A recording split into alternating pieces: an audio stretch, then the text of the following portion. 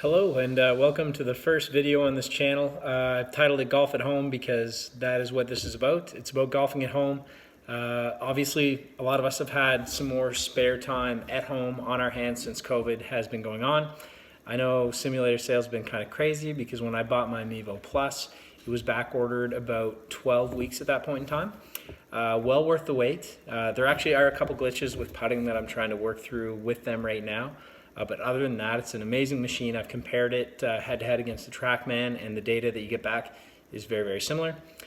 So I'm making this channel in part to mess around, have a little bit of fun with the simulator, but also I want to talk a little bit about how I built out my simulator, and my simulator bay actually is the important part, in that it really doesn't have to be the most expensive, crazy thing in the world. I've pretty much pulled together a duct tape job here. I live in Canada in a very cold part, and we get a lot of snow. So I was looking to get a little bit more serious about the game, in that I'd like to start out in the spring and not be a complete rust bucket. So pulling this together was just about maintaining average to crappy level of golf 12 months a year. So anyhow, I'll take you out to the garage right now and let you see what I've been working on. But so here we go. We're gonna walk out. I'm gonna do a no-cut thing. Just have fun with it. So I think I'll just put on flip-flops here. So we're just gonna move out into the mudroom, grab some flip-flops, and out to the garage we go. So I'm gonna flip the camera around now, I think. Maybe. Here we are. Pretty standard garage, Canadian necessities. You've got your winter tires. Of course, you've got all your hockey gear because you got to play a little bit of hockey in the winter, and a four-wheeler just in case you got to get out to the woods. Oh, here, I might throw this on the channel at some point in time, but I keep a little ice rink in the backyard, and this is where I store the hose. So this is not a heated garage. What we're dealing with here, there is some insulation, mostly in the attic. I don't believe there's any insulation in the walls except on the house side, of course. We've got some insulation there. So what I've done is kind of tarp out this area, and you'll see I have a heater in there. I've got a very basic tarp here just to keep some of the heat in. This tarp is meant to take impact, and so I've cut some corners with the simulator as I'm going to show you. So let's walk right into the simulator bay here. You know, it's a decent looking job, but it's nothing fancy, and so I will talk a bit about costing as we move on in the channel, just so you can kind of understand what we're getting into. But here's how we'll start. So basically, if I look at the floor here, take a quick look around. Haven't done too much. I had some of these kind of heavy-duty horse stall mats, or I guess you could kind of call them workout mats, and I have them underneath of all the turf except for the hitting turf. So if you look at sort of these pieces of turf, which are more just kind of for show and to cushion the ball off the screen, those are actually really cheap. So I picked those up for about, I think they're 5 by 8 feet each, these strips, and I picked them up for about $20 each on clearance sale. So they're really cheap, and that's 20 Canadian. So for anyone watching in the States, not a whole lot of cash there. The only really more expensive piece is actually that main hitting pad, which is about a $200 Canadian hitting pad. Now, I'll show you what's going on here.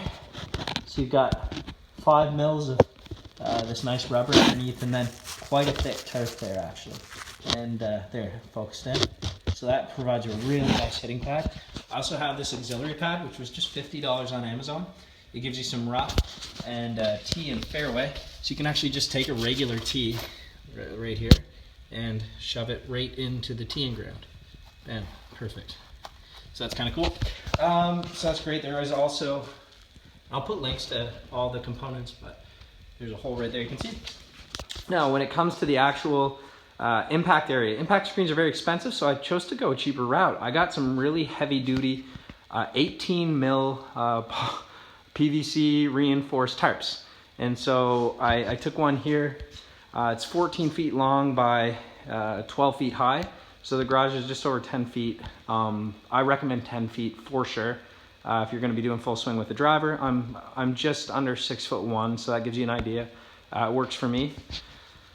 In here, I ordered these tarps with grommets every 12 inches. So I've taken a wide washer with a screw. And fortunately enough, as you can see, I've got no drywall in the garage. So it's very easy to drive the screws in through the washers and do that all the way around. Now what I've done is I have a second 14 by 12 tarp that comes in here. It starts right here and overlaps. So this one actually, this first tarp cuts behind by about 3 feet and does a nice little wrap around there. So there's no balls getting lost, and then comes around to this side. I'm a right-handed hitter, so I've chosen to, I'm gonna back up for a second.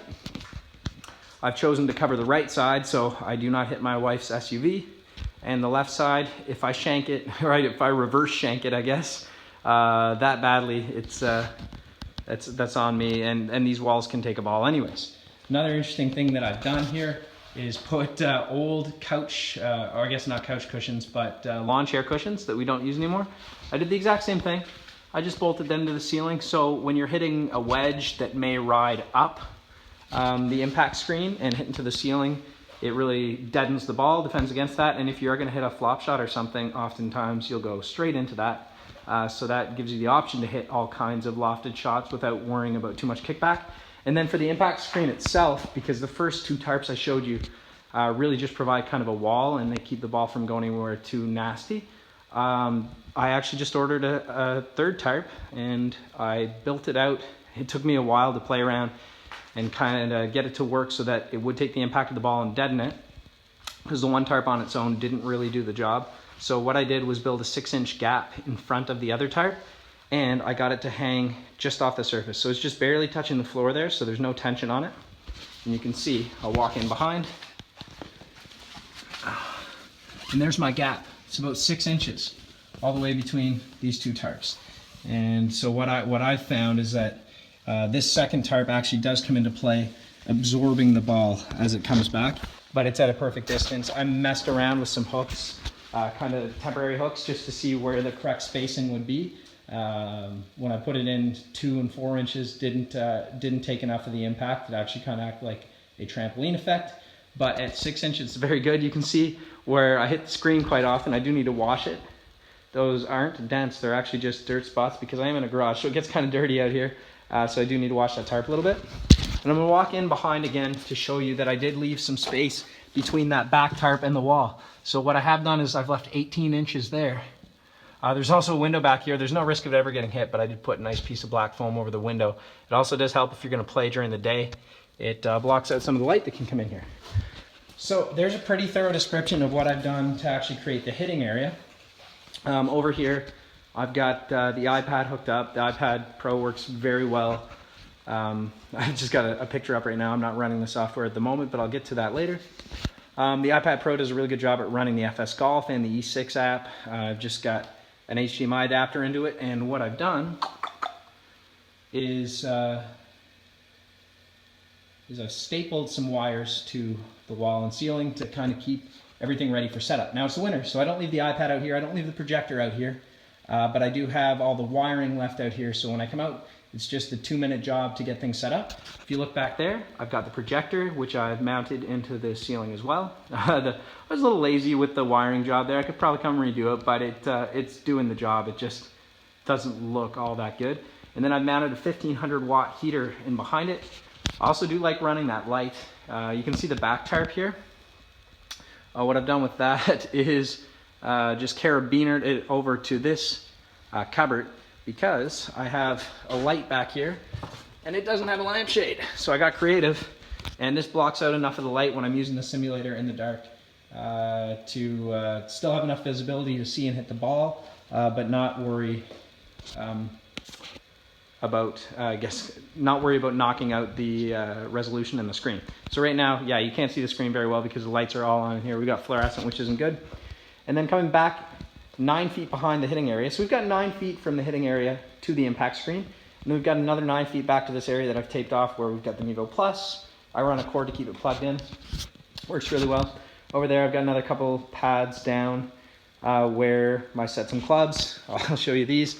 I actually do play Titleist AP1s, but it is my goal to get to these. These are nice Titleist MB, and a buddy of mine that refinishes clubs gave me this kind of gunmetal or oily look to them. They're really great, but I've got to be swinging on my game to hit them. So for now, I'm mostly sticking with the AP1s.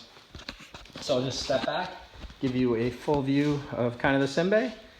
So yeah, not fancy, extremely functional. I'm definitely going to take some videos to show you this in, I guess, in operation.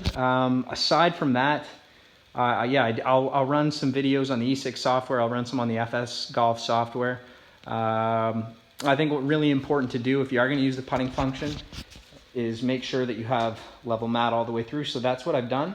Kind of worked out serendipitously in a lot of ways, but this hitting mat that I purchased works really well with the turf and horse mat setup. So overall, I really couldn't be more happy with the setup.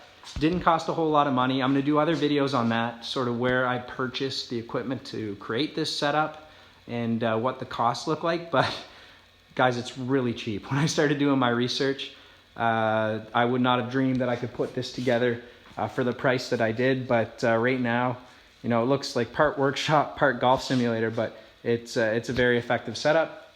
So thank you for watching this video. I'll give you another glance kind of up here at this setup, but thanks a lot for watching, and I'm excited to make more. I'll try to get you inside using the Mevo simulator and the Mevo launch monitor as much as I can, so you can kind of help you make a purchase decision. I know when I was looking around, there wasn't that much out there that I could digest, so I'm hoping just to help you guys. Feel free to ask questions in the comments section. I'm happy to answer. This was a huge passion project. It's a ton of fun. Golf's a great game. So I will be putting up another video soon. Thanks. Have a good night.